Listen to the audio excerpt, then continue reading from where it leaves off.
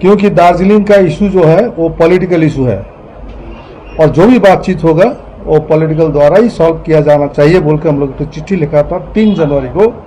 और उसमें हम लोग लिखा था जो लॉन्ग पेंडिंग इश्यूज है गोरखास का और उस इश्यूज को लेकर जो भी मीटिंग वहाँ बुलाया गया है, हम लोग चाहते हैं कि इस जो मीटिंग बुलाया वो मिनिस्टर ले उसका अच्छा रिजल्ट तो आशा करते हैं। और हम लोग ये भी चाहते हैं कि जितना भी पहाड़ में स्टेक होल्डर है, स्टेक होल्डर लेके मीटिंग बुलाना चाहिए था, जो संभव नहीं हो सका। आज तक हम लोग के पास में इतना खबर है क्योंकि कल का मीटिंग है, आज तक किसी का पास में कोई पॉलिटिकल पार्टी का पास में वो भी संघ संस्था है पहाड़ में किसी को भी चिट्ठी आया नहीं है।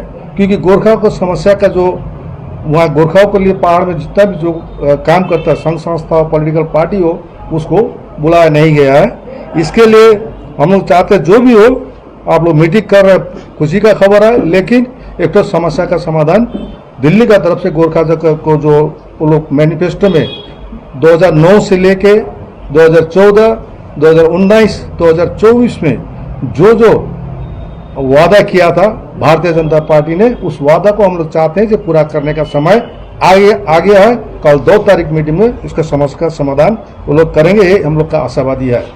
और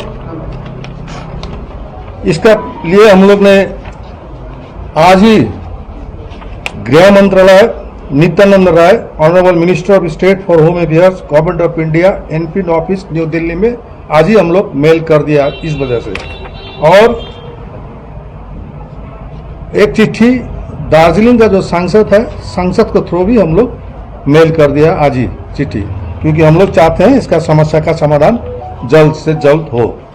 और हम लोग का जो प्रोग्राम है डेमोक्रेटिक वे में, हम लोग चाहते हैं डेमोक्रेटिक वे में एक तो पहाड़ में इसका जो इश्यूज है, इश्यूज के लेके हम लोग एक तो मूवमेंट का तरफ में जा रहे हैं। इसका प्रोग्राम का हम लोग बाद में आप लोग को दे देंगे। बंगाल में जब एक भी एमएलए नहीं था, एक भी म्यूनिसिपल कॉर्पोरेटर भी नहीं था, तब हम लोग ने इनको यहाँ से मेंबर ऑफ पार्लियामेंट दे के इनका ओपनिंग कराया था, बंगाल में एंट्री कराया था। और हमेशा यहाँ का इस क्षेत्र का जनता ने भारतीय जनता पार्टी को सहयोग किया, हमेशा एमपी देते आया। इन्होंने आश्वासन देता रहा, हम लोग वो आश्वासन के भरोसा में हम लोग ने इनको मदद करते रहा। और अब हमको लगता है एक बॉलीवुड का गाना है, जो वादा किया है निभाना पड़ेगा, उसका समय आया। और ये जो मीटिंग अभी कॉल हुआ, ये एक फॉलोअप मीटिंग है जो 3.5 साल पहले हुआ था 2021 में। तो 3.5 साल का delay is very very inordinate delay, ऐसा डिले नहीं होना चाहिए। बट फिर भी ये डिले हो जो भी हो, एक टॉक हुआ और वो टॉक भी इस टाइप का टॉक हो रहा है, ये ट्राइपार्टाइट टॉक बोल रहा है। लेकिन वहाँ इलेक्ट्रल अलायंस, जो बीजेपी का इलेक्ट्रल अलायंस था पहाड़ में, उन्हीं पार्टियों को बुलाया है। और 2021 में जैसे ऑल इंडिया गोरखा लीग थे, ऑल इंडिया गोरखा लीग को भी चिट्ठी इन्होंने काटा नहीं, उस टाइप का हो रहा है। तो basically it is not representing the पहाड़, इट इज नॉट रिप्रेजेंटिंग, ये क्षेत्र का रिप्रेजेंटेटिव नहीं है ट्रू।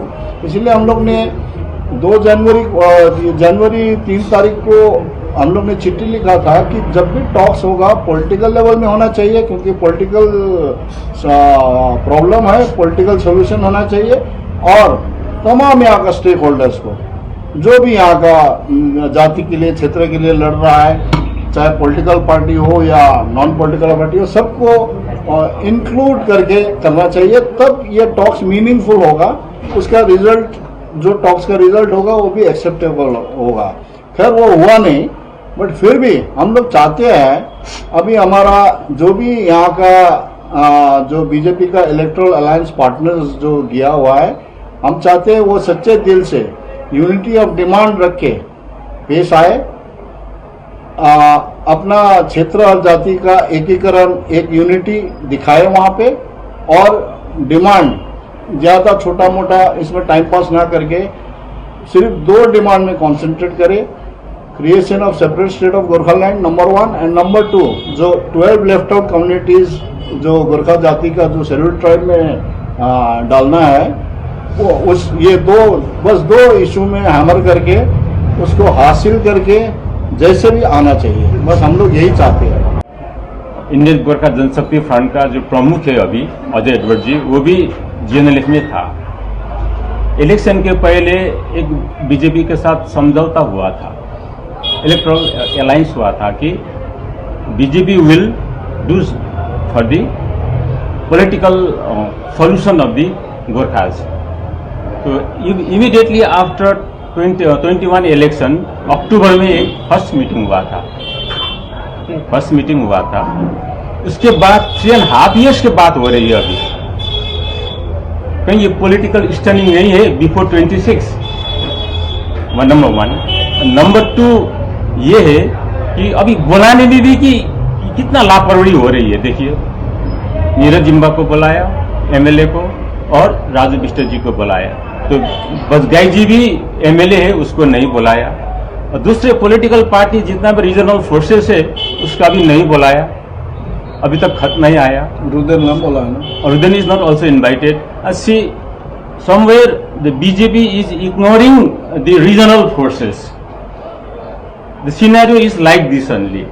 अगर आपको शाम मिल जाएगा तो बात डिफरेंट है, लेकिन अब तक का रिपोर्ट में the BJP is try to ignoring the regional forces and try to impose something of their own. Anyway, the Indian Gorkha Janshakti Front will welcome the